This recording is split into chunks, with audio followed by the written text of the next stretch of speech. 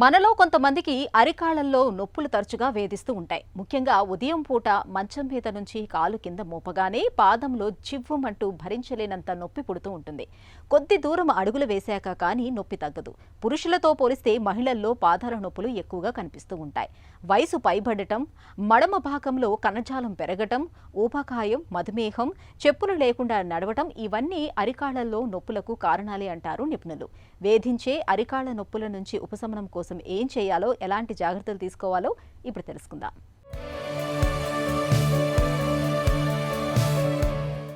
మనలో కొంతమందికి ఉదయం పూట పాదాన్ని నేల మీద మోపగానే విపరీతమైన నొప్పి పుడుతూ ఉంటుంది. దీనికి ప్రధాన కారణం పాదం అడుగున వేళ్లు, మడమ ఎముకతో కలిసి ఉండే దృఢమైన కణజాలంలో వాపు రావటమే.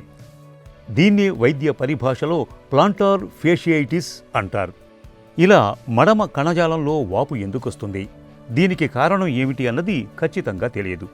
వయసు పైబడటం, కొన్ని రకాల వ్యాయామాలు, పాదం అడుగు భాగం సమతలంగా ఉండటం లేదా పాదం మధ్యలో వంపు మరీ ఎత్తుగా ఉండటం వంటివి కొంతవరకు అరికాల్లో నొప్పి రావటానికి దోహదం చేస్తుంటాయి. ఇక గర్భధారణ సమయంలో బరువు పెరగటం, పాదాలకు సరైన షూ వేసుకోకపోవటం వల్ల మగవారి కన్నా మహిళలకు అరికాల్లో నొప్పి రావటం అనేది ఎక్కువగా ఉంటుంది. అందుకే కొన్ని జాగ్రత్తలు తీసుకోవటం ద్వారా అరికాలి నొప్పి నుంచి ఉపశమనం పొందటంతో పాటు పాదంలో నొప్పి రాకుండా నివారించుకోవచ్చు. ముందుగా శరీర బరువును అదుపులో ఉంచుకోవాలి. బరువు అదుపులో ఉంటే పాదం మీద తక్కువ భారం పడుతుంది. దీంతో పాదంలోనూ అరికాల్లోనూ నొప్పి వచ్చే అవకాశాలు తగ్గుతాయి.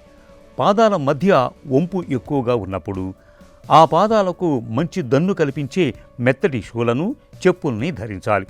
ఇక పరుగెత్తటం, నడవటం వంటి వ్యాయామాలు చేసేవారు ముందుగా పాదాలను కాస్త సాగదీసే సన్నద్ధ వ్యాయామాలు చేయటం మేలు.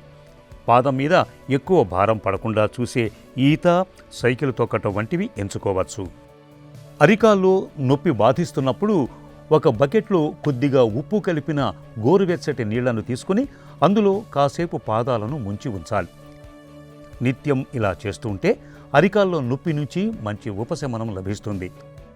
అరికాల్లో, పాదాల్లో నొప్పి ఎంతకీ తగ్గకుండా మొండిగా మారినప్పుడు ఆలస్యం చేయకుండా డాక్టర్ని సంప్రదించి తగిన వైద్యం తీసుకోవాలి.